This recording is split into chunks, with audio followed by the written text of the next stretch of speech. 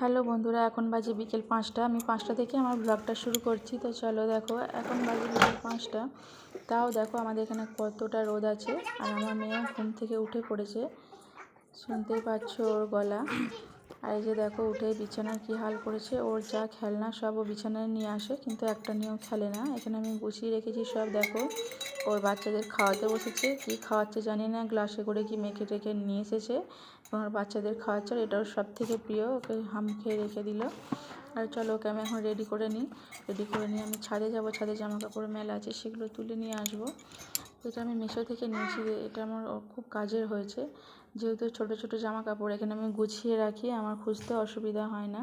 চলো ঝটাপট কাজ করে নিয়ে ছাদে যাব। আজকে ওর মাসি আসার কথা আছে, দেখি আজকে একটু চাট বানাবো ভাবছি। দুই বোনে একটু চাট করে খাবো, দেখা যাক কি চাট বানায়। চলো দেখো। তো বন্ধুরা, আমার ভিডিও যদি তোমাদের ভালো লাগে আমার চ্যানেলটা প্লিজ সাবস্ক্রাইব করে নিও আর সাপোর্ট করো।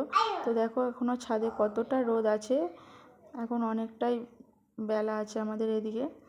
আর এখানে আমার মেয়ে দোল দোল করছে, দেখো ওর মাসিও চলে এসছে। এখন আমি চাট বানাচ্ছি, আজকে আমরা পাপড়ি চাট বানালাম। দেখো কেমন হয়েছে। তো তোমাদের কেমন লাগলো আমার ভ্লগটা জানিও। টাটা।